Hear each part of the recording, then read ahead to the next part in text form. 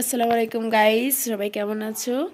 আজকে আমরা এসেছি এই বাড়িতে, আর মা সকাল সকাল রান্না শুরু করে দিয়েছে।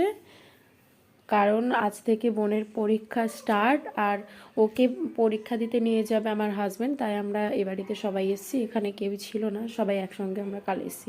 সকালবেলায় যে চা বানালাম আর একটু মিষ্টি চানাচুর দিয়ে নাস্তা বানালাম, আর মা বানিয়েছে বোনের জন্য খিচুড়ি। ও বললো আমার জন্য একটু খিচুড়ি বানাও, তো মা ওর জন্য একটু খিচুড়ি বানিয়ে দিয়েছে স্পেশাল করে। আর আমরা আলাদা ভাত তরকারি সকালে করেছি। আর ও এই যাচ্ছে পরীক্ষা দিতে, বের হয়ে গেছে, রেডি হয়ে অলরেডি ও যাবে, আর আমার আরও একটা বোন যাবে। আর আমার মেয়ে তো সবজি গোছাতে ফল গোছাতেই ব্যস্ত।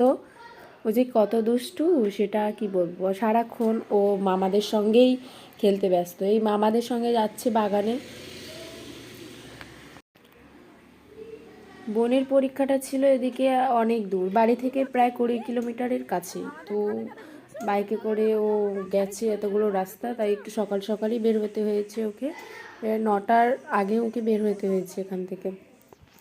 আর আমার মেয়ে দেখো, ওর মামা গাছ লাগিয়েছে সুন্দর করে, টমেটো গাছগুলো যত্ন করছে আর ও সেগুলো ছিঁড়ছে। আর আমাদের গাছে দেখো কতগুলো ডাব হয়েছে, ডাবগুলো পাড়ার ব্যবস্থা করতে হবে, কারণ এ বাড়িতে খুব একটা আসা হয় না, তো চারিদিকে জঙ্গল জঙ্গল হয়ে গেছে। ওটা কি ওই গাছে যে কি করাই বললি, এটা কি করাই হয়েছে বল? ওই নাই করে তুই কি বললি, বিন করাই না কি করাই?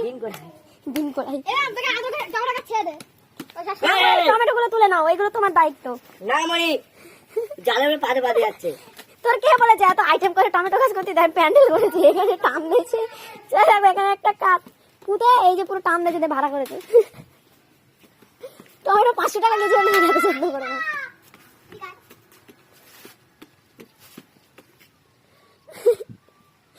ভালো পড়ে রয়েছে, ওইটা ওটা নেবে না, পেরে নেবে। হাউল ঢোকাচ্ছে দেখ কোথা থেকে।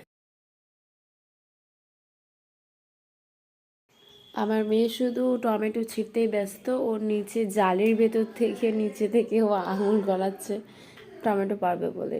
কাঁচা কাঁচা টমেটো কিন্তু ওগুলো ওর পারতেই হবে। আর দেখো গাছে অনেকগুলো কলা হয়েছে, ওদিকে একটা কলার কাঁদি, এদিকে আরও একটা কলার কাঁদি, আবার ওদিকে আরও আছে, অনেক কলা ধরেছে গাছে। আর ও তো টমেটোগুলো শুধু ছিঁড়ছেই তো ছিঁড়ছে। তুমি টমেটো গুলো তুলছো কেন এরকম?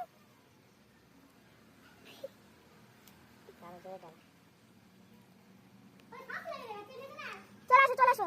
তোমার মামা কষ্ট করে, তোমার মামা গাছ লাগিয়েছে, কষ্ট করে তোমার মামা গাছ লাগিয়েছে। তুমি চলো, চলো আর আসবে না, চলো এবার আমরা পালাই। এই জিনিস মাথার প্যান্ডেলের উপর উঠে আসবে। আর এদিকে 3টে নাগাদ আমার বোনও এক্সাম দিয়ে বাড়িতে চলে এসছে। ও